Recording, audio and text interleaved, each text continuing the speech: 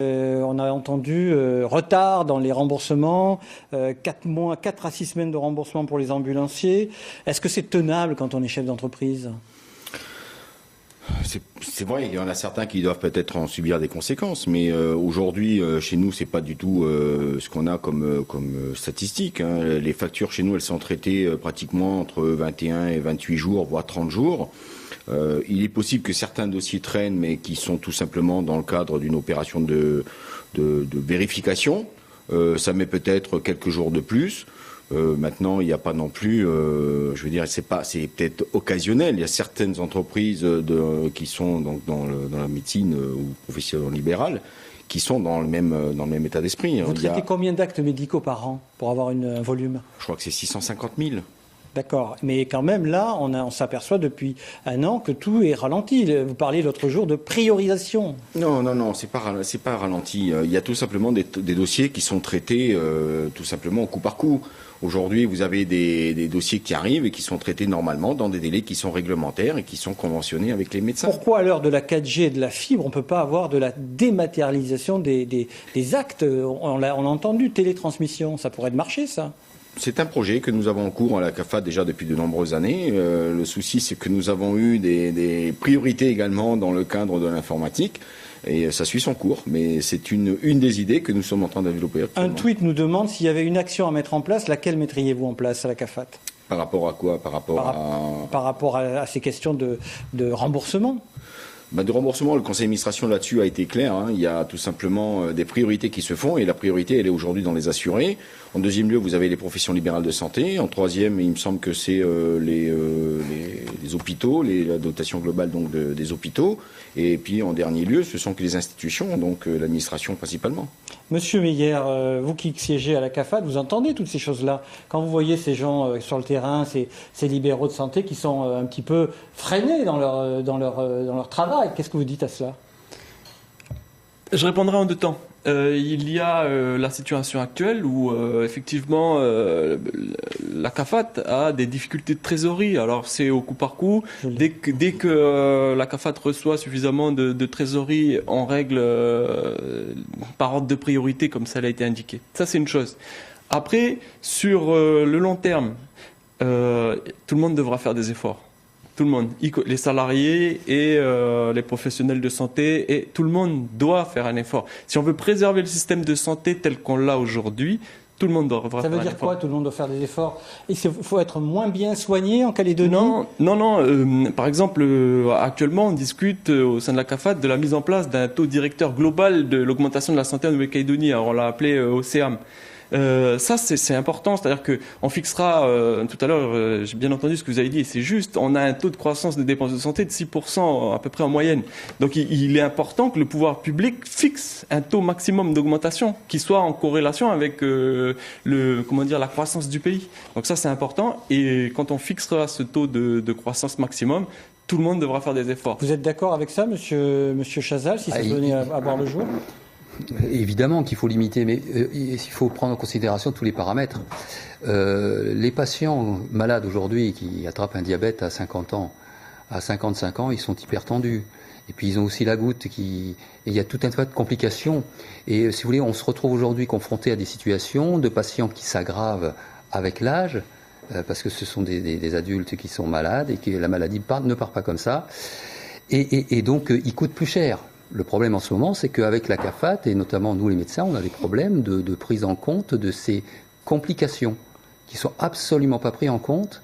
Et donc on a des patients polypathologiques qui ont moins d'autorisation de soins qu'un an auparavant. Donc il y a quand même des paramètres, vous voyez, c'est pas forcément très, très simple. Monsieur Jean-David Naudet, par rapport à la maîtrise des dépenses de santé. Oui, c'est très difficile de maîtriser les dépenses de santé. Tous les pays l'expérimentent ou l'ont expérimenté. La Polynésie a essayé de le faire. La Polynésie a essayé de le faire. Elle a eu une croissance plus rapide ces dernières années encore que la Nouvelle-Calédonie. Mais si on regarde l'Australie, c'est 5%, la Nouvelle-Zélande, c'est 4% par an. Je ne vais pas répéter ce que j'ai dit tout à l'heure, mais le vieillissement de la population, le progrès technologique, c'est deux forces motrices très fortes. Mais il y a quand même un sujet sensible qu'il faut aborder, c'est qu'on peut augmenter les recettes, on peut essayer de maîtriser les dépenses du mieux possible et de les rationaliser. Il y a aussi le partage des coûts, qui est une troisième piste très sensible, certainement. La Calédonie se distingue par le fait que sur 110 milliards total de dépenses de santé, 100 milliards, c'est-à-dire 90%, sont collectivisés. Et par exemple, en France, la maîtrise des coûts de la santé, c'est 2% de croissance en ce moment. C'est beaucoup appuyé sur des systèmes de tickets modérateurs, de franchises, etc. Alors c'est un sujet démocratique, c'est un sujet à discuter dans le dialogue social, mais en tout cas c'est une des pistes qui doit être mise sur la table. Ça veut dire quoi? Que il faut réfléchir au choix de société qu'on veut pour la santé? Au partage des coûts entre celui qui consomme la santé et le système de sécurité sociale. C'est-à-dire qu'on sortirait d'une santé solidaire pour aller vers une santé plus libérale? C'est exagéré de dire ça. On est à 10%. On essaie de comprendre. On est à 10% donc, des dépenses de santé supportées et par les mutuelles et par les malades, ou en tout cas les consommateurs. En France, on est à 20%. Voilà. Aux États-Unis, on est à 50%. Aux États-Unis, c'est un tout autre système, je vous l'accorde. Mais justement, M. Meyer, vous réagissez comment à ce que vient de dire M. Naudet, Jean-Yves Naudet? Non, là, ça m'inquiète. Quand j'entends parler du système américain, c'est pour ça que je vous fais réagir. Il y a des manques importants, hein, c'est-à-dire qu'il y a des parties entières de la population qui ne sont pas prises ou peu prises en charge par le système de santé. Donc, si on doit arriver là, si on devait faire des économies pour en arriver là, je dis non tout de suite. Il faut qu'on arrive à trouver les recettes et équilibrer avec les dépenses. Voilà. Aujourd'hui, c'est pas impossible. Tout à l'heure, je parlais du déplafonnement. Avec un taux à 14%, on rentrerait 4 milliards dans les caisses du RUAM. Après, mais il y a d'autres solutions fiscales. Par exemple Pardon ? Par exemple un autre dispositif, on n'a toujours pas mis en place en Nouvelle-Calédonie un impôt sur les plus-values mobilières et immobilières. Donc voilà, ça c'est des gisements aussi à explorer. Monsieur Bedon, votre solution, vous, avec Docamo, pour maîtriser les dépenses de santé, concrètement? Alors, nous, on a un petit peu une autre approche. Vous avez vu, on a une approche assez généraliste sur le long terme. Sur le court terme, par contre, dans la délibération d'Ocamo, vous avez rappelé, c'est une délibération du Congrès, approuvée à l'unanimité par le Congrès. Donc, dans cette délibération, il y a un certain nombre de priorisations et de stratégies, d'axes stratégiques, dont un qui concerne justement la pérennisation du système de santé. Donc ça, c'est vrai que c'est important. Et dans cette optique, on travaille actuellement avec notamment les médecins libéraux à une recherche de réduction des dépenses. Donc j'ai pas encore entendu ce mot. J'ai entendu le mot maîtrise, mais j'ai pas encore entendu le mot de réduction des dépenses. Maîtrise, on veut dire par là que voilà, alors on les garde à un certain niveau. On peut bien évidemment, si la croissance le permet, il ne s'agit pas, entre guillemets, de faire des réserves sur l'assurance maladie. Mais là, on n'est pas dans cette situation. Il y a ce différentiel, il ne cesse de s'accroître. Pour les projections, puisqu'on devait parler de prospective ce soir, on peut parier qu'on aura 8-9 milliards donc de financements supplémentaires qui sont nécessaires pour l'année prochaine. Il faut qu'on travaille sur la réduction des dépenses. On va vous faire réagir, Monsieur Chazal, mais d'abord, ce tweet de Yvonne qui nous dit le RUAM est en panne de 2 milliards, c'est ce qu'on a dit en début d'émission, et qu'on redit 4 milliards, et on fait un néobus à 31 milliards, cherchez l'erreur. Qu'est-ce qu'on répond à ça, Monsieur Aparizi ? Je ne vais pas répondre grand-chose, puisqu'en fin de compte, on n'est pas du tout dans le même sujet. Oui, mais enfin, quand même. Réduire les dépenses aujourd'hui, c'est une question de responsabilisation générale. On a un sentiment qu'il y a des gros moyens pour certaines choses, oui. Et pour d'autres, où on parle de santé, ce qui est quand même pas anodin, on ne trouve pas l'argent, où on laisse filer, et on laisse filer. Vous savez, nous, en termes du RUAM, on gère l'argent qu'on nous donne. Donc, effectivement, si de là, l'argent il part ailleurs, c'est un peu dommage, en effet, de ne pas remettre tout ça sur le tapis. Ça prouve bien que nous avons vraiment besoin de faire un tour de table et puis mettre les choses en place. Mais le RUAM, de toute façon, ça concerne toute la population. C'est toute la population qui est concernée. Il y a une responsabilisation générale pour réduire les coûts, les maîtriser. C'est pas seulement la CAFAT. Il y a aujourd'hui, les médecins doivent également aussi trouver des efforts. Alors, toutes les professions médicales doivent trouver des efforts. On en vient justement à M. Chazal. On a dit réduire, maîtriser. Vous choisissez quel verbe ?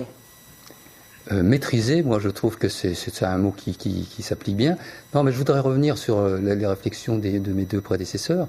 C'est en fait, on a dans le plan d'Occamo, il y a des choses, des avancées dans le fait que par exemple, il faut introduire un numéro unique qui représenterait chaque patient, chaque citoyen calédonien, pour éviter les examens redondants, parce qu'aujourd'hui, il y a des choses qui sont redondantes à cause du fait que des communes... exemple par exemple, une prise de sang, on a besoin...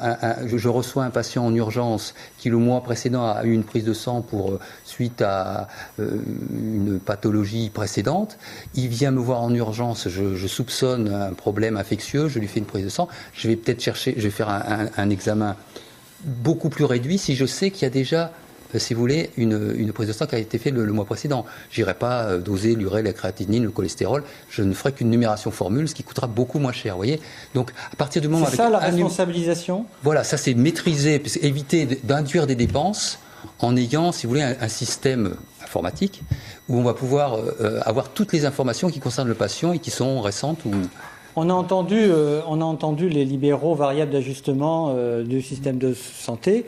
Est-ce que il faut stigmatiser les uns contre les autres dans cette recherche de solutions ? Non, mais ce que je crois qu'il y a quelque chose à éclaircir, c'est que on a l'impression, on entend les médecins, il faut qu'ils réduisent les dépenses. Mais les médecins, ils veulent pas, ils sont comme tout le monde, ils veulent maîtriser. La CAFAT, moi, je la paye tous les mois. Et j'ai envie c'est mon outil de travail, la CAFAT. Donc, j'ai envie de le préserver le plus longtemps possible. Donc, je fais d'énormes efforts, comme tous mes confrères, ou la plupart, pour maîtriser ces dépenses. Mais les patients, on ne va pas les chercher.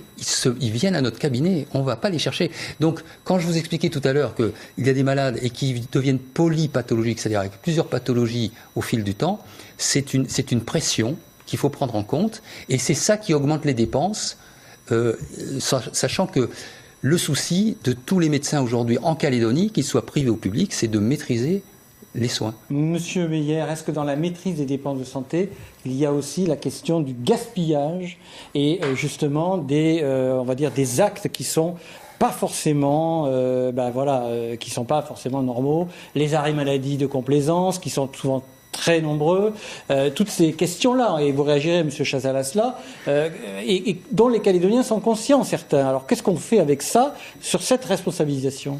Alors sur les arrêts de travail, on est en discussion avec le patronat sur ce sujet-là pour essayer justement de faire la chasse à l'abus. Voilà. Parce que dans un système comme celui qu'on a aujourd'hui, si on n'arrive pas à maîtriser les abus, derrière c'est le système qui risque de s'effondrer. Donc on est sur des discussions, on a, je pense, trouvé des pistes intéressantes. Donc sur ce sujet-là, je pense qu'on est en train on va y répondre dans les... Et Monsieur Chazal, vous dites quoi ? Il y a quand même des médecins parfois qui font de la complaisance, ou des, on va dire, des patients qui simulent aussi. Est-ce que là, il ne faut pas mettre de l'ordre ? Je suis très intéressé par connaître les idées des gens du MEDEF et de M. Meyer, très intéressé, parce que figurez-vous que le sujet des arrêts de travail, c'est notre souci. Nous, les médecins, nous dénonçons les brebis galeuses au Conseil de l'Ordre, à la CAFAT, nous signalons des comportements déviants, et c'est vrai qu'apparemment on a l'impression que rien n'est fait quand nous signalons que des choses... Moi, je suis contacté aussi par des chefs d'entreprise, et qui me racontent des histoires, je suis étonné que ça puisse passer. Alors, deux réactions. Monsieur Bedon d'abord, après Monsieur Aparizi. Oui, je voudrais dire très très brièvement quand même pour situer un peu les choses, l'évolution des indemnités journalières, on appelle ça, quand les gens sont en arrêt de travail. Elles sont passées en 2010 de 2,6 milliards à 4,2 milliards en 2016, mais ça c'est la partie émergée de l'iceberg, parce qu'en fait il y a une grande partie des indemnités journalières qui sont payées directement par les employeurs. Là, je parle que ce qui est remboursé par la CAFAT. Je profite de l'occasion qu'il m'a offerte pour dire que dans les groupes de travail, dans les ateliers d'Occamo comptes sociaux qui sont organisés actuellement, il y a une problématique sur le nomadisme médical et les arrêts de travail.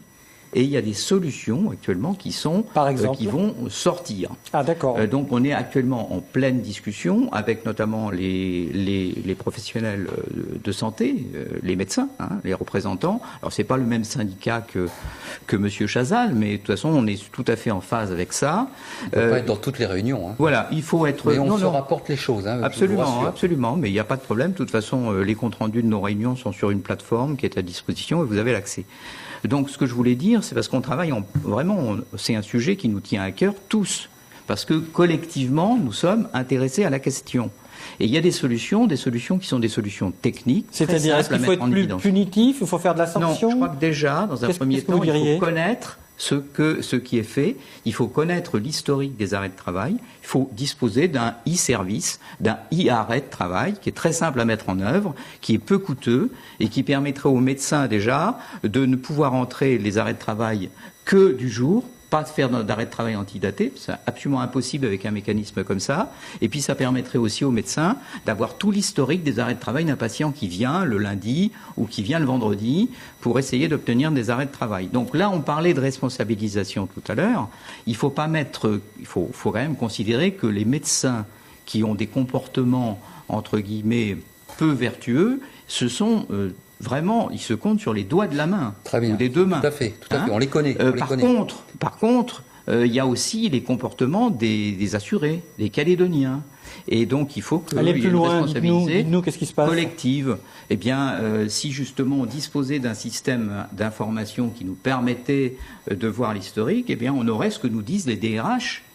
Les DRH, que nous disent-ils? Ils ont parfaitement l'historique des arrêts de travail qui paient dans les entreprises. Et ce sont toujours les mêmes personnes et ce sont toujours les mêmes périodes. Alors, Monsieur Aparizi, une réaction? Oui, c'est exactement ça. Il faut relativiser. C'est pas les maladies qui coûtent cher à la CAFAT, ça, aujourd'hui, RUAM. C'est pas là le problème. C'est les employeurs qui payent ces maladies-là. C'est pas le RUAM. RUAM, ça ne coûte qu'1,4 milliard par an. C'est les employeurs qui payent le reste.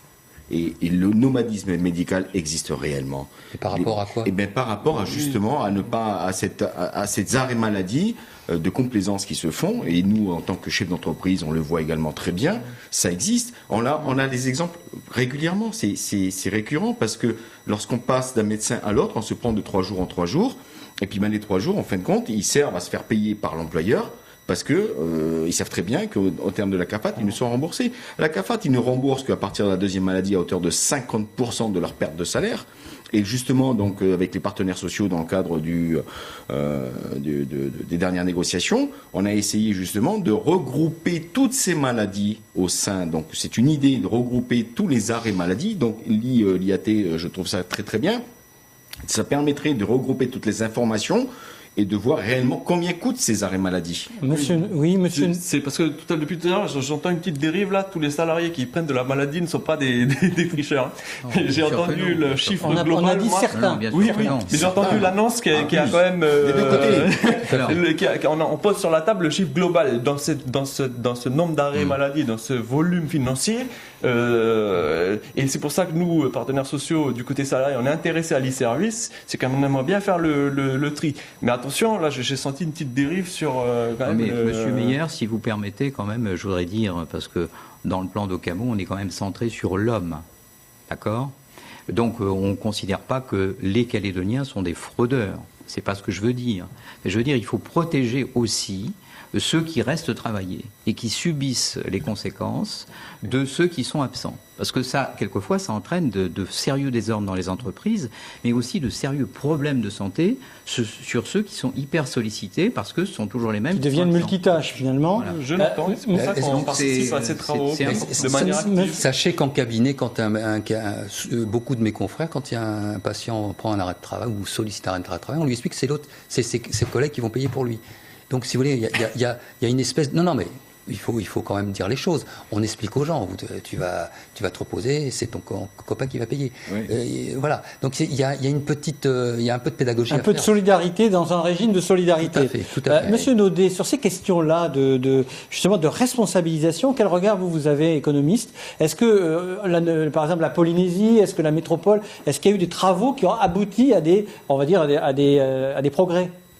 Alors d'abord, c'est un problème qui a une dimension macroéconomique, c'est-à-dire qui est à l'échelle de l'ensemble de l'économie et qui pèse sur la compétitivité des entreprises et donc sur les prix aussi. Alors je parle de la maladie et des longues maladies. Moi, je ne suis pas capable de faire la part. Bien sûr, bien sûr. Mais la longue maladie, avec 48 000 personnes, si je ne me trompe pas, qui sont affectées par une longue maladie, c'est un problème qui est au niveau... 48 000 Non, 46 000. 46 000. pardon. C'est un problème qui est au niveau de... Pour l'année Pour l'année 2016, 46 000 longues maladies en 46 Nouvelle-Calédonie. 400 salariés. D'accord, allez-y, Donc monsieur. c'est un problème qui est un problème effectivement macroéconomique pour l'économie calédonienne.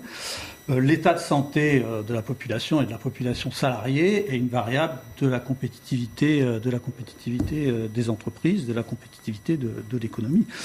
Après, moi, j'aurais tendance à dire que, encore une fois, il faut exploiter, vu quand même les différentiels de croissance que je citais en début d'émission, il faut faire feu de tout bois. La rationalisation, le contrôle, la prévention, certainement. Et puis, je reviens, mais c'est pas mon idée à moi, mais je pense qu'il faut mettre toutes les idées sur la table. C'est que il y a des surconsommations qui peuvent arriver, qui peuvent être réduites par un partage des coûts. C'est-à-dire qu'une surconsommation médicale peut être réduite par le fait que alors, ça dépend des maladies, je ne vais pas devant tous les spécialistes que j'ai en face de moi. On ne parle pas des maladies les plus graves, là, bien entendu. Mais en tout cas, le partage des charges est aussi une des solutions de la palette qu'il faut mettre sur la table pour responsabiliser. Une des solutions aussi, Monsieur Chazal, on parle parfois de faire des sacrifices et de ne plus prendre en charge certaines maladies, par exemple certains diabètes ou certaines formes d'obésité. Est-ce que éthiquement, c'est acceptable ou pas? Et M. Meyer réagira ensuite. M. Chazal, qu'en pensez-vous? Je vous remercie de poser cette question parce qu'effectivement, c'est un questionnement qu'on peut se... Il y a Par les rapport maladies, aux maîtrises. il y a les maladies évitables et les maladies non évitables. Pour les non évitables, la solidarité doit s'appliquer à 100%. C'est-à-dire, quelles maladies non évitables? Les cancers, les maladies congénitales, les malformations, tout ce genre de choses. Par contre, les maladies évitables, par exemple le diabète de type 2, le diabète de la maturité, qui est lié à des habitudes de vie, d'hygiène de vie, qui ne sont pas conformes à une bonne santé.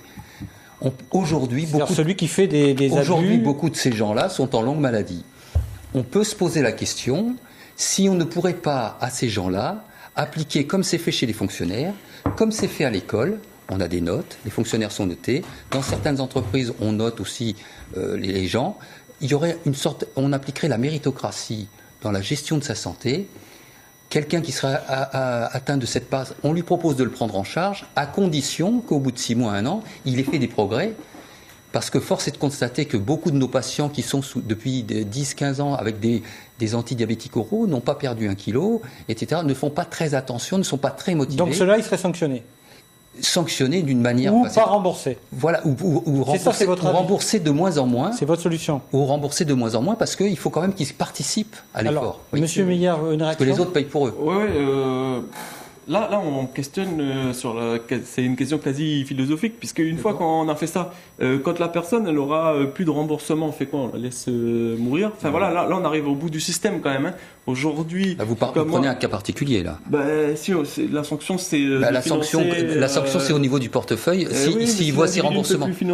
Mais il mangera plus, donc là il va perdre du poids, donc son diabète va disparaître. Non, là on touche la philosophie. En tout cas, en ce qui me concerne, je suis pas du tout sur ce. Donc vous n'êtes pas sur cette logique-là, non. Par contre, qu'on responsabilise, oui. Le plan d'Ocamo là-dessus, je pense que c'est une très bonne chose, puisqu'il y a toute une éducation à faire, il y a toute une des habitudes qui en Nouvelle-Calédonie ont été prises et qui sont certainement pas les bonnes. Et donc une fois qu'on aura fait ce travail, peut-être on pourra se reposer la question. Mais aujourd'hui, non, c'est. Monsieur Naudet, il y a des pays qui pratiquent ce genre de à votre connaissance? Alors j'avoue pas savoir sur la forme qui vient, mais c'est bien possible. Mais on envisage différentes pistes pour lesquelles qui sont plus ou moins attrayantes ou pas, en disant est-ce que c'est la solution? Moi je crois que la solution c'est tout ce qui a été évoqué dans des proportions à définir, mais c'est effectivement une question démocratique. Monsieur Bedon, votre avis sur ces questions-là? Aller jusqu'au bout justement du sacrifice, c'est-à-dire ne pas rembourser celui qui n'a pas une pratique vertueuse? Non, moi je suis pas partisan de cette façon de faire. Parce qu'il y a des questions éthiques derrière tout ça, et d'ailleurs dans le plan d'Ocamo on travaille beaucoup sur ces questions avec les membres du comité d'éthique qu'on invite souvent à nos travaux.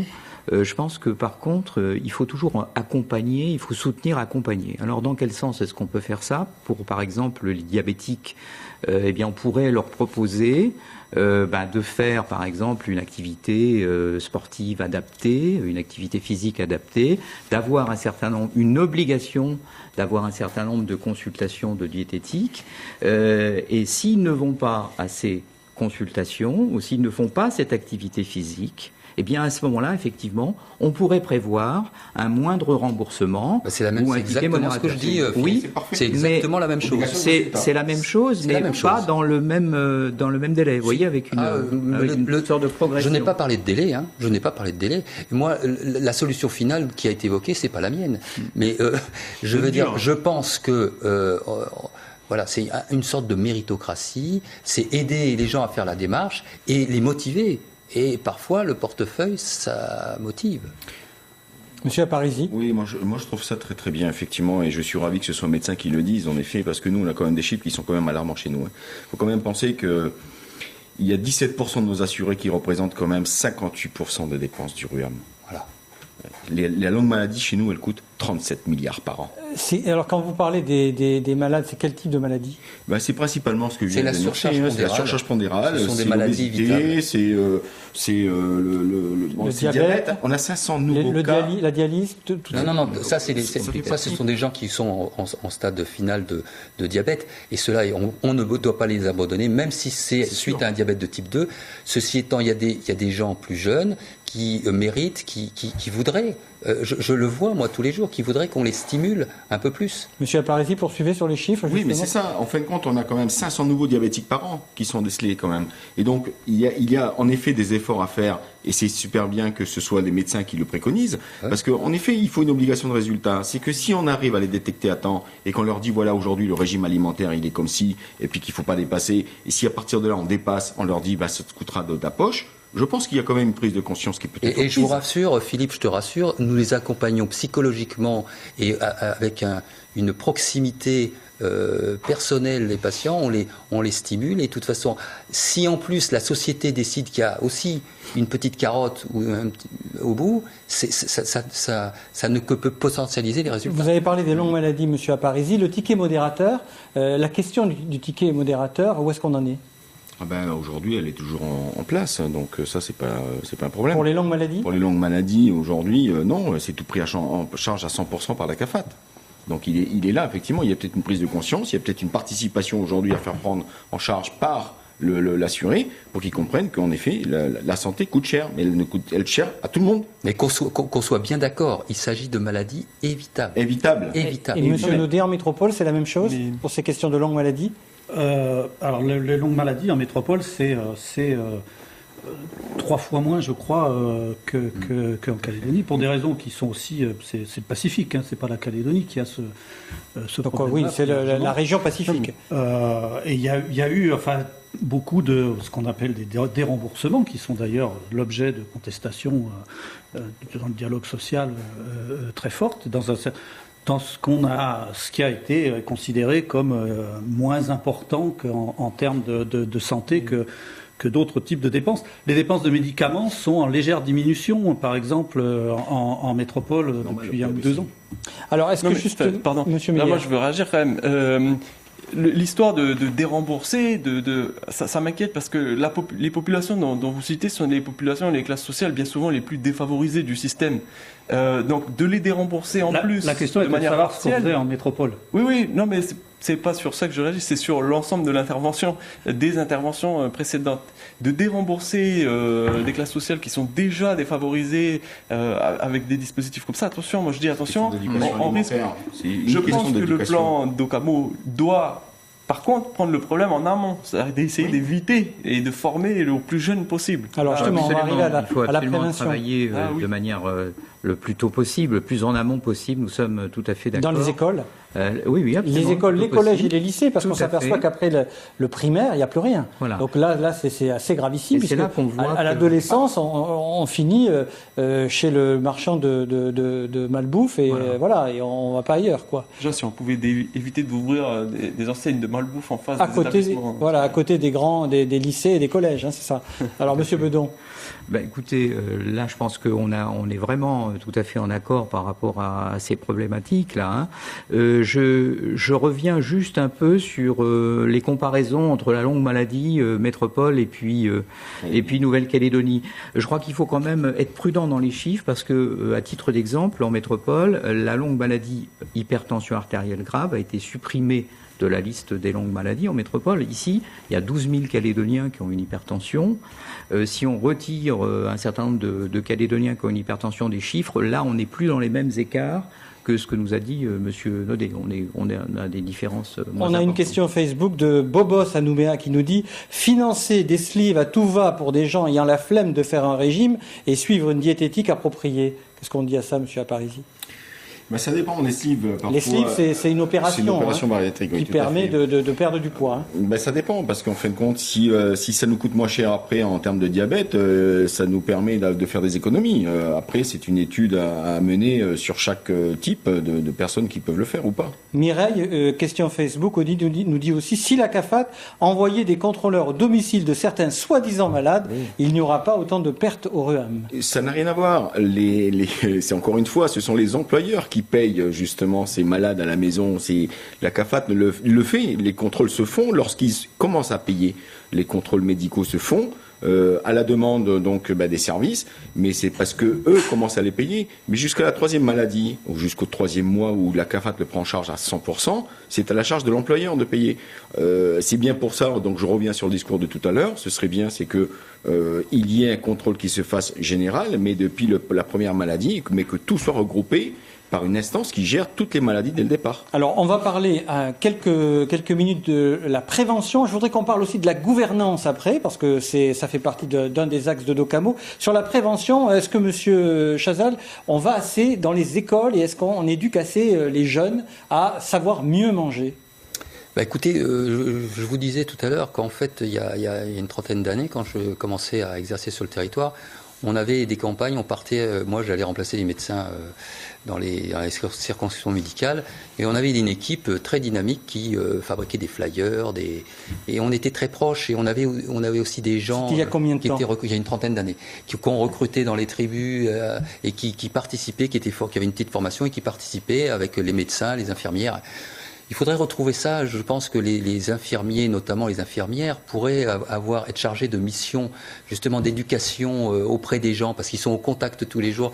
Donc, si vous voulez, c'est une évolution de la profession, notamment d'infirmière, et leur donner des missions qui soient quand même rémunérées. Et ces gens-là sont au contact de la population. Je crois qu'il faut se rapprocher des gens. On s'est trop éloigné des gens. Il faut se rapprocher. Un mot sur la prévention, Monsieur Meyer. Non, la prévention, je pense que dans le plan Docamo,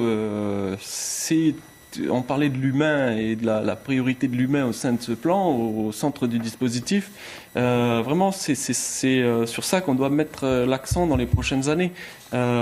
Le diabète est évitable, il doit être évité justement dès le plus jeune âge. Dès le plus jeune âge, on doit combien de fois on voit sur le bord de la route le gamin le matin avec la boisson sucrée et le paquet de chips avec. Et ça, c'est du ressort des provinces. Sans oublier le NEM parfois. Sans oublier le NEM. Donc ça, c'est vraiment des comportements évitables. Il faut dire stop. Et là, je pense mais dans Docamo, ils l'ont bien identifié, c'est qu'il faut mettre l'accent sur la prévention au plus tôt possible. Alors, une question sur la gouvernance, Monsieur Bedon.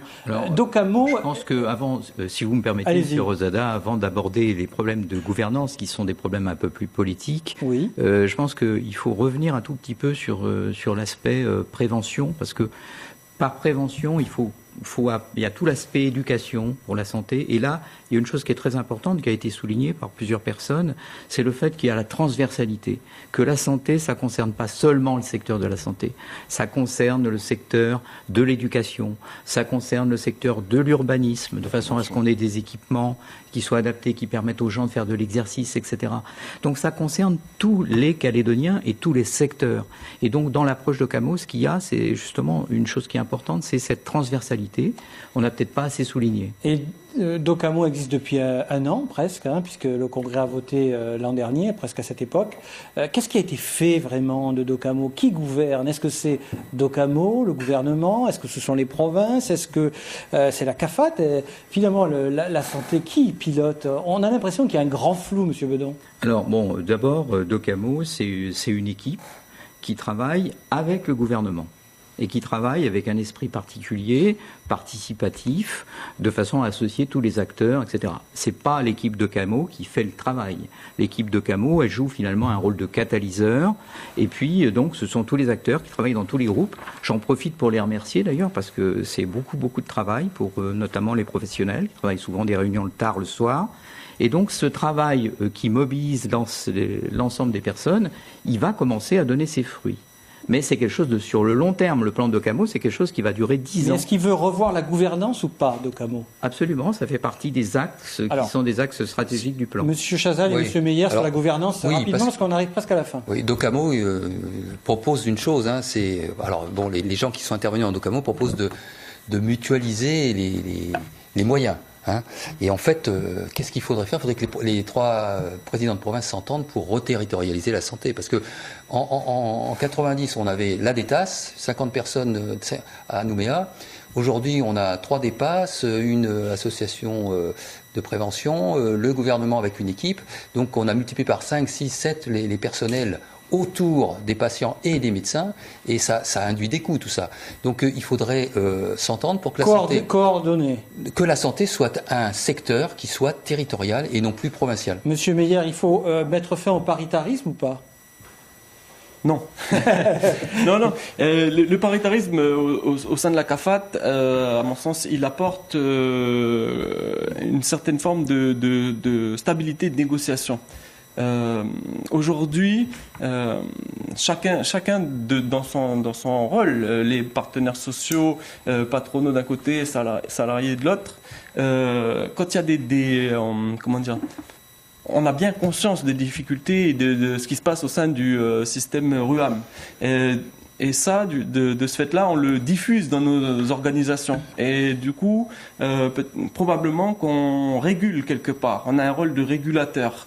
Si demain, nous n'étions plus dans ce conseil d'administration, je pense que le rôle de régulation disparaîtrait et qu'on reviendrait sur un rôle beaucoup plus classique de revendication. Monsieur Naudet, un mot sur la gouvernance, selon vous, pour la santé, pour Docamo notamment?